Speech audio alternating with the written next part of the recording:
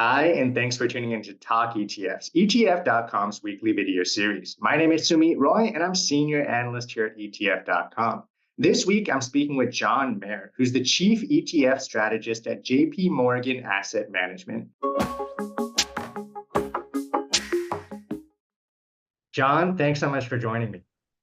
Thanks for having me, Sumit. Absolutely. So, Jon, as you're well aware, the markets have been pretty volatile over the past couple of weeks. There was this really short, brief, but sharp sell-off in the S&P 500 that took it down something like 8 or 9%. But over the past couple of days, it seems like we're back on a bullish path when it comes to the stock market. What's your take on what's going on?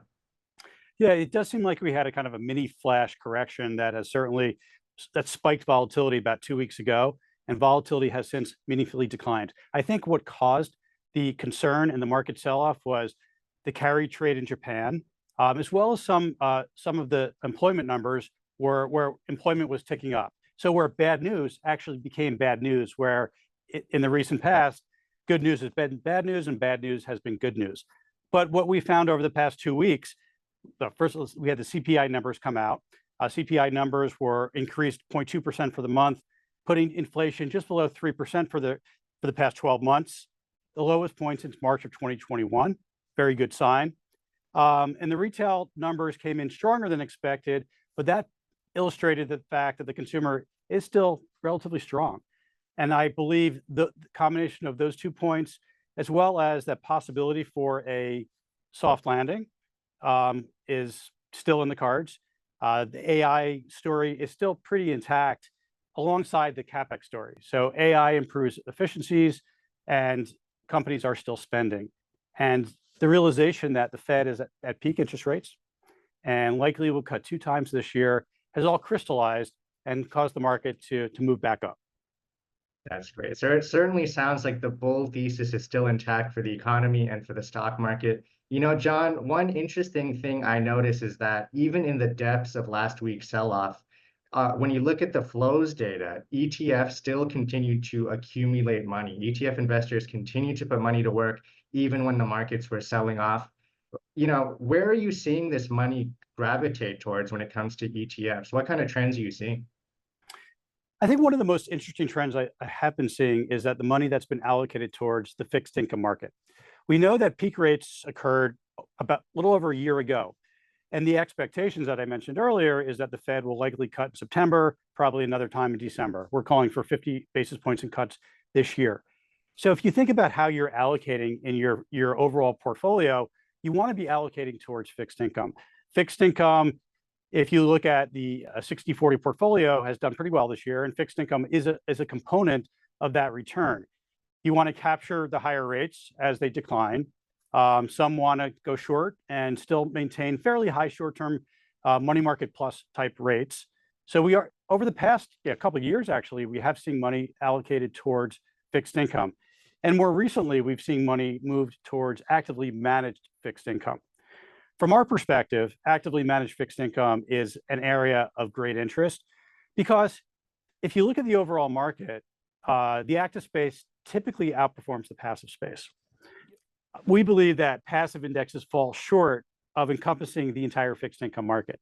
So if you think about different parts of the fixed income market, the securitized market, non-agency CMBS, high yield securities, those are portions that are not typically captured in broad market indexes. And those are areas where fixed income managers are really good. They can find undervalued securities, again, portions of the market that are not included in broad market indexes. And if you look at the overall complexion of the active market, it's more active than passive. Passive represents a much smaller slice of the market. So having that broad market availability is an advantage. And then you carry that one step further into the ETF structure, an innovative structure that's transparent and is utilized by both individuals, financial advisors for individuals, realizing that these are great building blocks, whether it be for model portfolios, core allocations. It's well-known, easy implementation type products. That's really interesting. And I'm glad you brought up, you know, the data that suggests that active management tends to work in the fixed income market. But we are still seeing a lot of interest in equity active products as well. Isn't that right, Jon? For sure. On the active side, ever since 2019, you've seen a proliferation of actively managed ETFs brought to market, whether it be fixed income or equity. And that's because of the simplification of some of the regulations out there. Now, there's a lot of active managers to take advantage of, proliferation of actively managed ETFs brought to market. Now, some of the concentration began in some of the covered call type of instruments and short-term instruments. You are seeing that broaden out as companies are changing their business model, realizing the benefits of ETFs in and of themselves, the tax efficiency component, the liquidity, the transparency, the strength of the ETF structure. Regulators prefer the ETF structure. Bringing active management and the barriers to bringing active ETFs to the market have been lowered meaningfully. So you are seeing a proliferation of core managers of both value as well as growth, as well as other type of strategies into the market. And if I'm not mistaken, JPMorgan manages both the most popular active fixed income ETF as well as the most popular active equity ETF. Am I right about that? That is true. We have JEPI, JEPI, and JEPQ. They are covered call exposures. We also have JPST, which is a short-term instrument providing a very attractive yield. Fantastic. And is there anything else you want to add, John, before I let you go? What I believe that is happening in the market, active managers are playing a larger role because active managers have the opportunity to invest in the entire market, not specifically referenced to a specific index, both on the active side as well as the passive side. So you are seeing an evolution in the market. If you've looked at flows this year, 30% of the absolute flows have been into actively managed ETFs. Absolutely, absolutely. And you've given us a ton of great insight, John. It's been an absolute pleasure having you on the show. Thanks so much for your time. Thank you, Sumit.